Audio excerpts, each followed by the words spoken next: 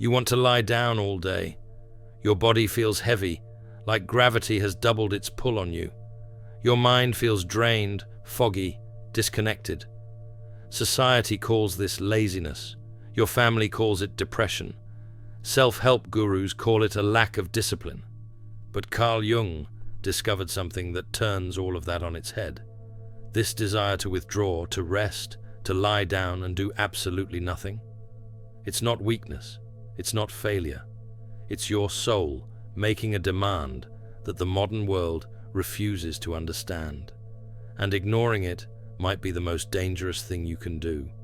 Jung spent decades studying people who felt exactly what you're feeling right now. That overwhelming need to just stop, to disconnect, to lie horizontal and let the world spin without you for a while. What he found wasn't pathology. It wasn't mental illness. It was something far more profound and far more important. Your psyche is asking for something essential, and the exhaustion you feel, that's what happens when you keep saying no. Society has trained us to see rest as the enemy. Productivity is praised. Hustle is celebrated. The person who can push through exhaustion and keep going is held up as the ideal. But Jung discovered that this view is not just wrong, it's psychologically dangerous, because when your soul demands rest and you force yourself to keep moving, something inside you starts to break down. Not in the way a machine breaks down, in a way that's far more serious. Your sense of self begins to dissolve. Jung called this psychological annihilation. It's what happens when you absorb too much from the outside world without giving your psyche time to process and integrate. Think about it. Every interaction you have, every emotion you witness, every piece of psychological material you encounter throughout your day, all of that gets absorbed into your unconscious. Your psyche has to sort through it, figure out what belongs to you and what belongs to others, integrate what's useful and release what isn't. But that work takes energy. It takes time. It takes rest. Most people don't realize how much psychological material they're processing every single day. You wake up and immediately your psyche is absorbing emotional content, processing social dynamics, trying to figure out what response is expected of you. Then you go through your day, you interact with your family, and you absorb their moods, their tensions, their unspoken resentments. You navigate complex social hierarchies at work, read between the lines of what people mean versus what they say, manage your own emotional responses while appearing professional. You engage with friends, attune to their emotional states, modulate your energy to match theirs. Every interaction requires your psyche to process information, distinguish your emotions from theirs, maintain your sense of self while remaining connected. This is exhausting work that nobody acknowledges as work.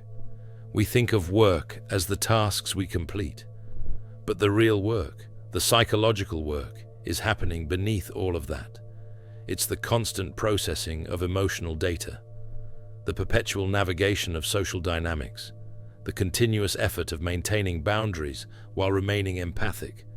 And if you're someone with differentiated perception, someone who picks up on unconscious material that others miss completely, you're doing even more work that nobody can see or validate.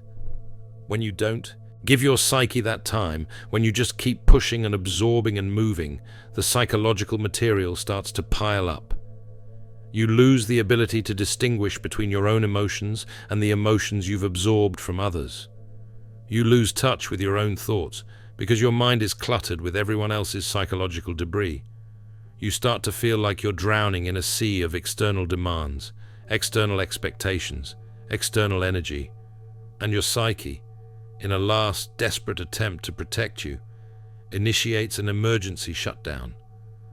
That's what the desire to lie down actually is. It's not laziness. It's not depression, at least not in the clinical sense. It's your psyche's emergency brake.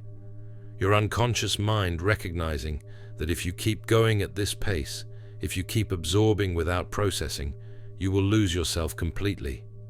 the exhaustion you feel is actually a sophisticated protective mechanism.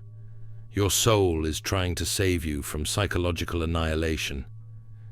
Jung observed this pattern repeatedly in his clinical work. He noticed that the people who felt this overwhelming need for rest were often the most perceptive individuals. They were the ones who could read a room instantly, the ones who sensed emotional undercurrents that others missed completely, the ones who seemed to know what someone was really feeling, even when that person was hiding it behind a smile.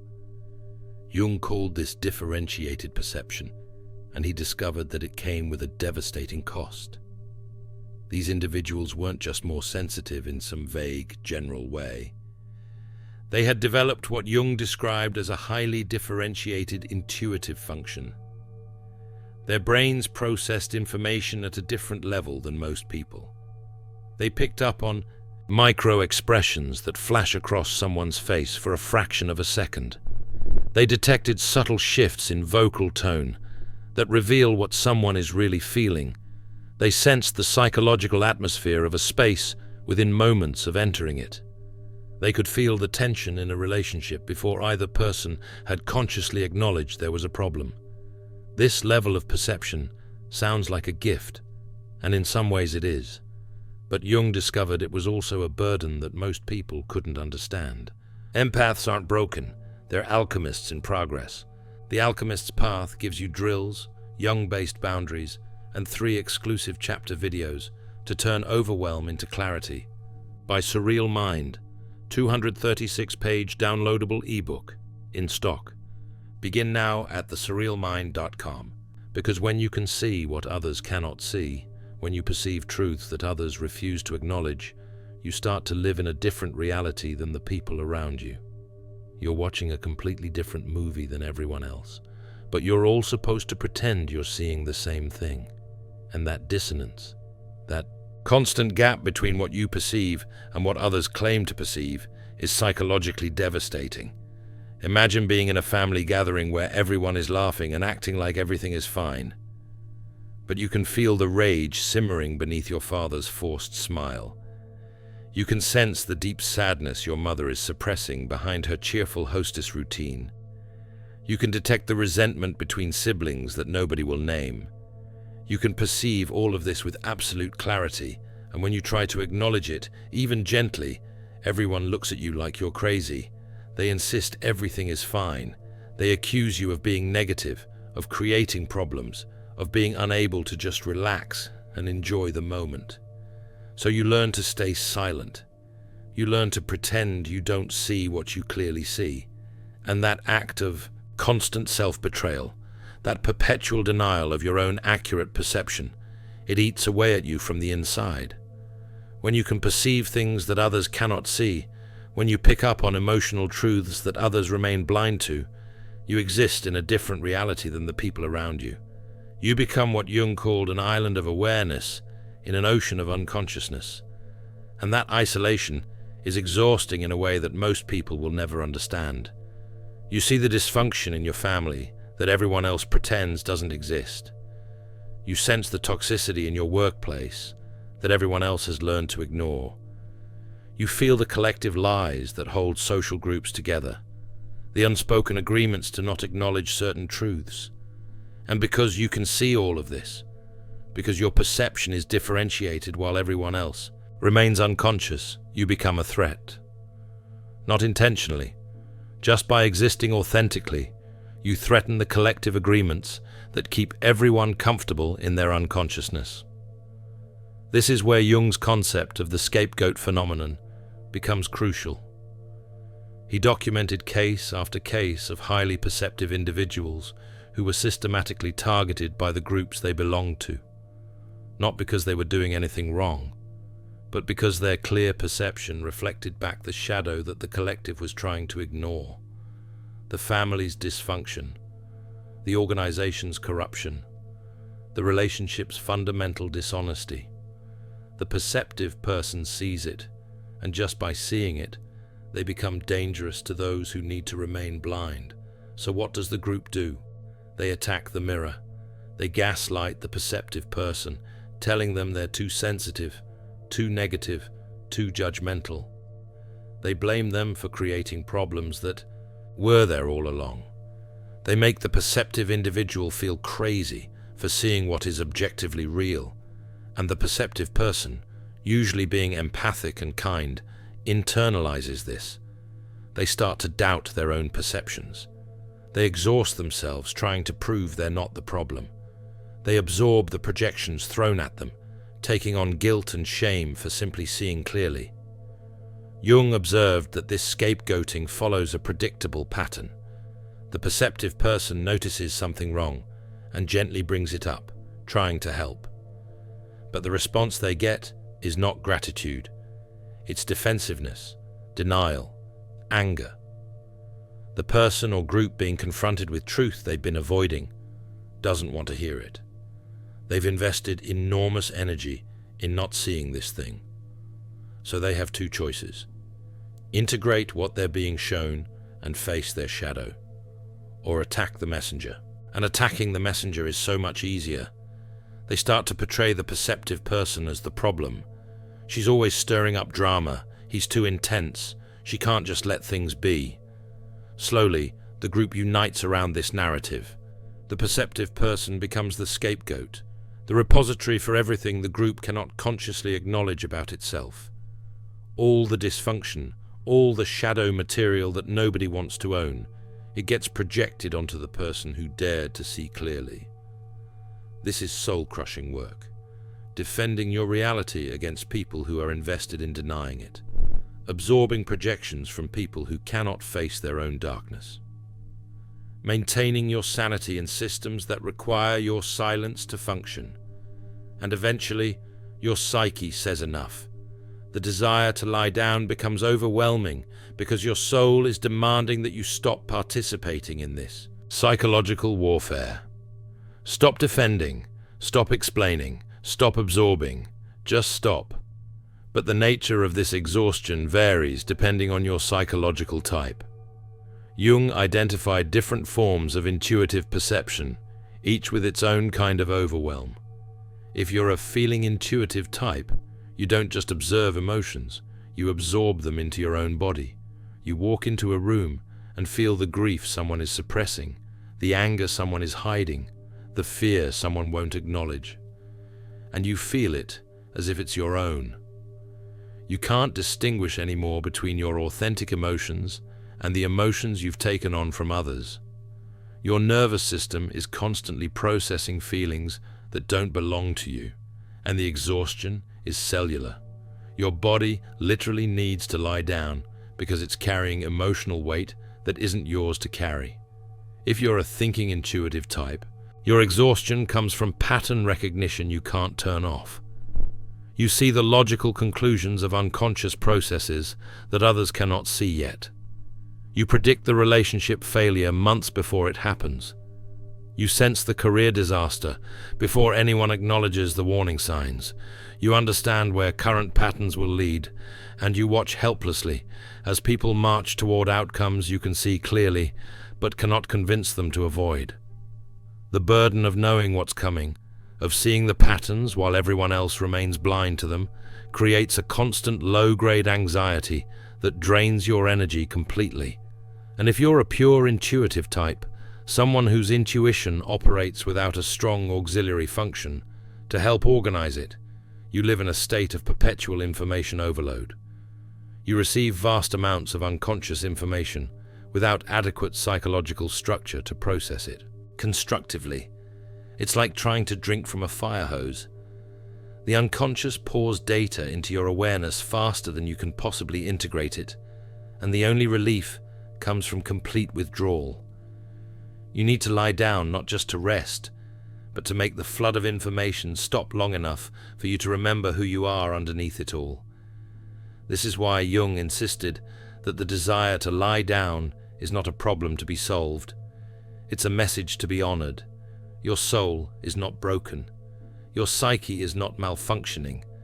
You are experiencing the necessary first stage of a profound psychological transformation. The rest you're craving is the required shutdown before what Jung called the clarity event, the moment when everything shifts, Think of it like a computer that's been running too many programs for too long. It starts to glitch, it slows down, it becomes unreliable, and eventually it needs to shut down completely, clear its cache, and reboot with a clean system. Your psyche works the same way. The desire to lie down is your soul initiating a reboot, clearing out all the external psychological material you've absorbed, reorganizing your internal structure, preparing you for a fundamental upgrade in how you operate in the world. But here's what most people don't understand. This rest period isn't the end of your story. It's the preparation for your awakening. Jung observed that people who honored this need for withdrawal, who actually gave themselves permission to rest deeply and completely, often emerged transformed. Not gradually, suddenly. He called it shadow integration under extreme duress. It's the moment when you stop denying your own strength, when you stop apologizing for your intelligence, when you stop pretending you don't see what you clearly see, when you finally claim your right to boundaries, to sovereignty, to living in your own truth, regardless of how uncomfortable that makes other people. The perceptive person who has been absorbing everyone's emotions, defending against constant projections, doubting their own reality to keep the peace, suddenly they snap. Not into violence or cruelty, into clarity, into an unshakable knowing that they were right all along, into a fierce commitment to protecting their own psychological space, into a refusal to participate in collective delusions just to make others comfortable. And this transformation, this integration of their shadow strength with their empathic sensitivity creates what Jung called the integrated empath. Someone who can still feel deeply but chooses strategically where that feeling flows. Someone who can still see clearly but no longer needs others to validate what they see. Someone who has love, genuine love, but with boundaries that cannot be crossed. This integrated state represents a fundamental shift in how you operate psychologically. Before integration, you were running defensive software. You were trying to prove you weren't the problem. You were attempting to make people understand. You were hoping that if you could just explain yourself clearly enough, or be good enough, or accommodating enough, people would finally see the truth and stop attacking you. You were operating from a place of seeking external validation for your internal knowing. After integration, that entire operating system shuts down. You're no longer trying to prove anything to anyone. You're no longer seeking validation for what you know to be true. You're no longer hoping people will change or wake up or finally get it. You've accepted that most people aren't ready to see what you see, and that's no longer your problem to solve. Your energy, which was once scattered across a dozen people's needs and projections, suddenly consolidates. It comes back to you, and with that consolidated energy comes a power you didn't know you possessed. You develop what Jung called strategic empathy. You can still feel what others are feeling. You can still read the room with devastating accuracy. But now you have a choice about whether to engage with what you're perceiving. You're not automatically absorbing everyone's emotions anymore. You're not unconsciously taking on responsibility for other people's psychological states. You can perceive someone's pain and choose not to take it into your own body. You can see someone's manipulation and choose not to participate in it. You can sense dysfunction and choose not to try to fix it. This selectivity, this conscious choice about where your empathy flows, this is what makes you dangerous to unconscious systems. Because unconscious systems, whether they're families or organizations or relationships, rely on having people who will unconsciously absorb the shadow material. They need someone who will carry the anxiety so everyone else can remain calm. They need someone who will voice the concerns so everyone else can dismiss them. They need someone who will take the blame so everyone else can maintain their innocence.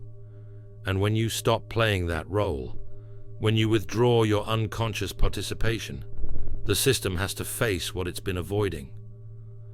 Things have to change because you're no longer willing to be the container for collective shadow. This is when the desire to lie down finally ends, not because you forced yourself to push through it, but because you honored it completely. You gave your soul the rest it demanded. You allowed the reboot to happen. And when you emerge, you're operating on entirely different psychological software. You're no longer vulnerable to manipulation because you see it coming from miles away. You're no longer drained by other people's emotions because you've learned to distinguish yours from theirs. You're no longer exhausted by defending your reality because you no longer need external validation to trust what you know. Jung framed this entire process as the beginning of individuation. The journey of becoming who you actually are beneath all the conditioning, all the absorbed psychological material, all the collective expectations. And the first stage of individuation, always, is withdrawal. It has to be. You cannot hear your own voice when you're surrounded by noise. You cannot distinguish your authentic self from your false self when you're constantly engaged with external demands. You cannot integrate your shadow when you're focused outward on everyone else's darkness.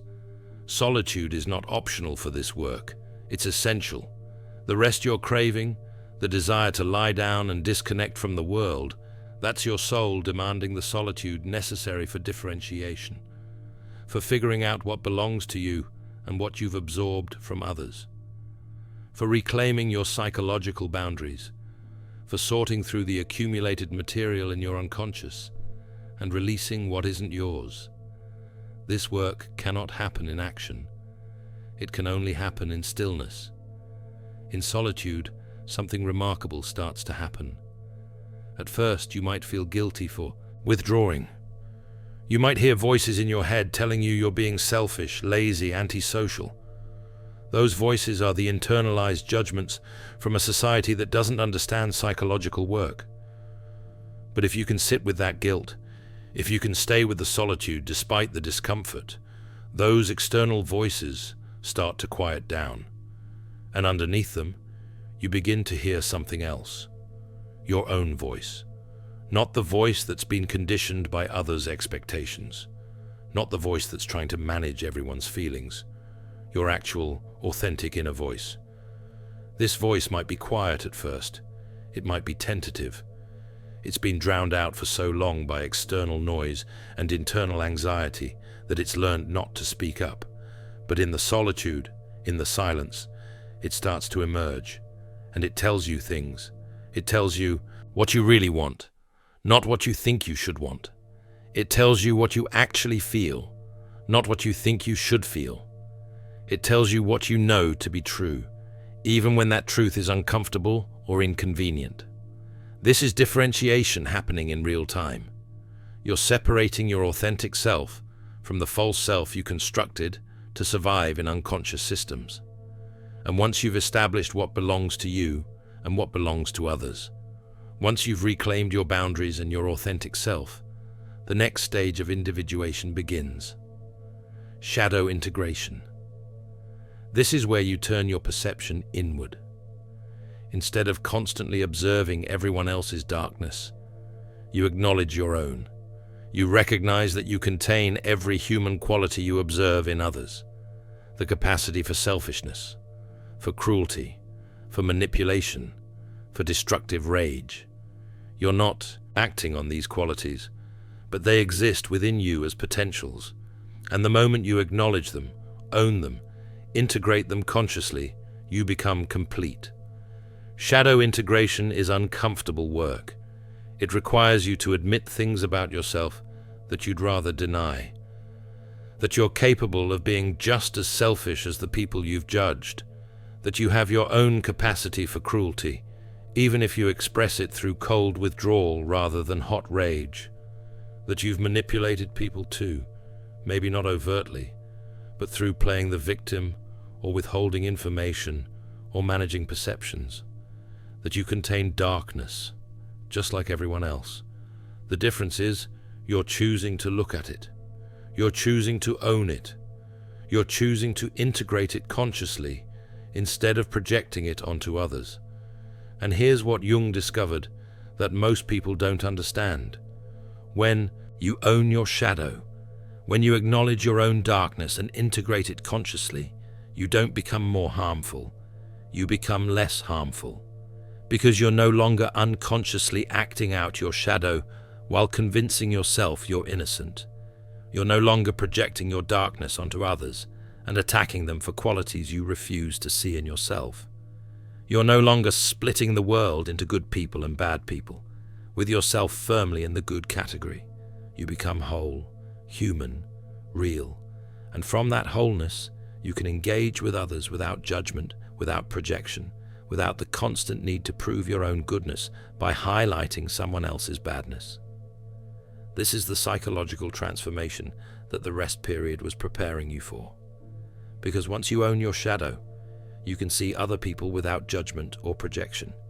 You're no longer triggered by their darkness because you've made peace with your own. You're no longer trying to fix them because you understand that everyone must do their own shadow work. You're no longer drained by them because you're no longer unconsciously absorbing their psychological material. You've become sovereign, psychologically independent, whole. Jung believed that people who complete this process, people who honor their soul's demand for rest and emerge transformed through individuation, become what he called consciousness pioneers. They're the individuals who evolve beyond collective limitations, who see possibilities that the masses cannot imagine yet, who carry consciousness for a culture that isn't ready to carry it itself. They become bridges between the unconscious collective and conscious development, not through preaching or teaching, but simply through being living examples of what integrated consciousness looks like. This is the evolutionary purpose of your exhaustion. Your desire to lie down isn't a personal failing. It's your psyche preparing you to serve consciousness evolution, both your own and potentially the collective's. You're not too weak to handle normal life. You're too advanced to keep participating in collective unconsciousness. Your soul is demanding that you level up, and the rest period is how that upgrade happens. But our society doesn't understand this. We've built entire systems around the denial of rest. We praise workaholism. We celebrate people who sacrifice their well-being for productivity. We've created a culture where rest is seen as laziness and withdrawal is seen as antisocial. We've made it almost impossible to honor the soul's natural rhythms of activity and rest, expansion and contraction, external engagement and internal processing. And the cost of this is epidemic-level burnout, anxiety, depression, and loss of meaning. Jung would say we're experiencing collective psychological crisis precisely because we refuse to honor the wisdom of withdrawal. We've lost touch with the understanding that rest is sacred, that solitude is necessary, that the desire to stop and be still is not weakness but wisdom, that your soul knows things your conscious mind has forgotten, and when your soul demands rest, it's demanding something essential to your survival and your transformation. So here's what Jung would tell you if he were sitting across from you right now. The desire to lie down all day is your soul asking for something, not suggesting, not hinting, asking directly. And the question is whether you're brave enough to honor that ask, whether you're willing to disappoint people who expect you to keep performing, whether you can tolerate being called lazy by people who don't understand psychological sophistication, whether you trust your own inner knowing more than you trust social conditioning. Because here's the truth that Jung discovered through decades of clinical work and personal experience. The people who ignore their soul's demand for rest eventually break. Not in obvious ways, in subtle ways. They lose touch with who they really are. They become hollow. They perform a life that doesn't actually belong to them. They achieve external success while experiencing internal emptiness. They make it to the end having never actually lived as themselves. But the people who honor the demand for rest, who give themselves permission to withdraw when their soul asks for it, who trust the wisdom of their exhaustion instead of fighting it, those people transform. They emerge from the rest period with clarity they didn't have before, with boundaries they couldn't maintain before, with sovereignty they never claimed before. They become dangerous in the best possible way. Dangerous to systems that rely on unconsciousness. Dangerous to people who need others to remain small. Dangerous to collective delusions that require everyone's participation to survive. Your desire to lie down is not the problem. Your resistance to it is the problem. Your belief that you should be able to push through it is the problem. Your internalization of a culture that values productivity over psychological integration is the problem. The desire itself is wisdom. It's your soul protecting you from annihilation. It's your psyche initiating transformation. It's your unconscious mind preparing you for breakthrough. And the only question that matters is whether you're going to honor it or ignore it. Jung's work gives you permission to rest, not as an escape, not as avoidance, but as a sacred psychological necessity. Your soul is asking for time to sort through everything you've absorbed, everything you've witnessed, everything you've carried. It's asking for space to integrate your shadow. It's asking for solitude to remember who you are beneath all the noise. And when you give it that time, that space, that solitude, you don't emerge weaker. You emerge as the person you were always meant to become. Conscious, integrated, sovereign, whole.